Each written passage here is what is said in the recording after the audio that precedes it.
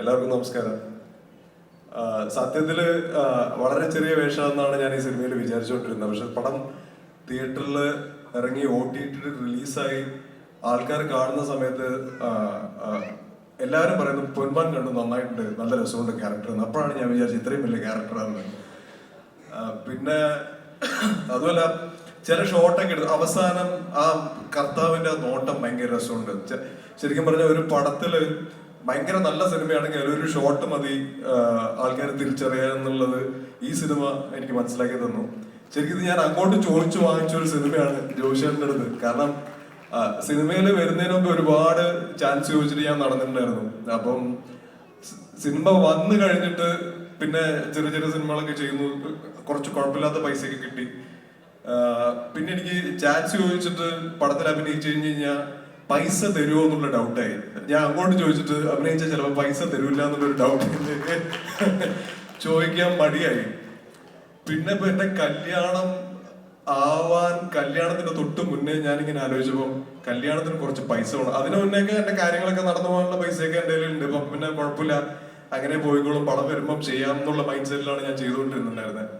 പക്ഷെ കല്യാണം എടുത്തപ്പം പടമില്ല, പൈസയും ഇല്ല എന്നുള്ള അവസ്ഥയിൽ ഞാൻ എന്ത് ചെയ്യുമെന്ന് ആലോചിച്ചുകൊണ്ടിരിക്കുന്ന സമയത്ത് എനിക്ക് പരിചയമുള്ള കുറെ സിനിമാക്കാരൊക്കെ വിളിച്ചു, എന്തെങ്കിലും പരിപാടി ഉണ്ടെങ്കിൽ പറയണം, എന്തെങ്കിലും ഉണ്ടെങ്കിൽ പറയണം, എന്തെങ്കിലും സിനിമയിൽ എന്തെങ്കിലും ക്യാരക്ടർ ഉണ്ടെങ്കിൽ പറയണം. ഞാൻ അങ്ങോട്ട് ചോദിക്കാൻ തുടങ്ങി. കാരണം ആവശ്യമാണ് നമ്മളെ ചോദിപ്പിക്കാന്ന് എനിക്ക് മനസ്സിലായി. അപ്പൊ അങ്ങനെ ഞാൻ ജോഷേട്ടൻ്റെ അടുത്ത് വിളിച്ചു. അപ്പൊ ജോഷേട്ടൻ പറഞ്ഞത് ഓൾറെഡി ആയി, കൊല്ലത്തുള്ള കുറെ പുതിയ ആൾക്കാരൊക്കെയാണ് അഭിനയിക്കുന്നതെന്ന് പറഞ്ഞു. ബേസിലുണ്ടെന്ന് എനിക്കറിയാം, സാഹചര്യമുണ്ടെന്ന് എനിക്കറിയാം.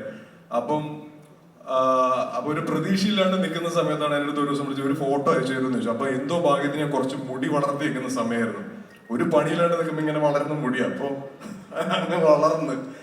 അപ്പൊ അത് അയച്ചു കൊടുത്തപ്പോ പുള്ളിക്ക് തോന്നിയിട്ടുണ്ടാവും കർത്താവിന് കുറച്ച് മുടിയുണ്ട്, അപ്പൊ കുഴപ്പമില്ല എന്ന് പറഞ്ഞിട്ട് എന്നെ വിളിച്ചു.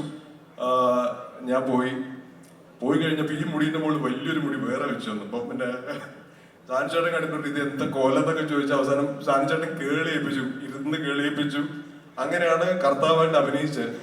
പക്ഷെ സന്തോഷമുണ്ട്, ആ സിനിമ ഭയങ്കര സക്സസ് ആയി, ആൾക്കാർ തിരിച്ചറിയുന്നു. ആ സിനിമ കാരണം കുറച്ച് സിനിമകളൊക്കെ സംസാരിക്കുന്നുണ്ട്. അപ്പൊ ഇനിയും സിനിമകൾ സംഭവിക്കുമെന്ന് വിചാരിക്കുന്നില്ലെങ്കിൽ ഞാൻ ചാൻസ് ചോദിക്കും. ഇനി ആവശ്യങ്ങൾ വരുന്നുണ്ട് അല്ലേ? അപ്പൊ എന്തായാലും സന്തോഷം. അതല്ല അതായില്ല, അല്ല ആവശ്യം വരുമല്ലോ. എല്ലാവർക്കും ഈ സിനിമയിലെ ജീവിതമായ റിലേറ്റബിൾ ആയിട്ടുള്ള കാര്യങ്ങൾ മാത്രമേ പറയാനുള്ളൂ. Thank you so much Deepak. By the way, പോരായിട്ടില്ല ഇനി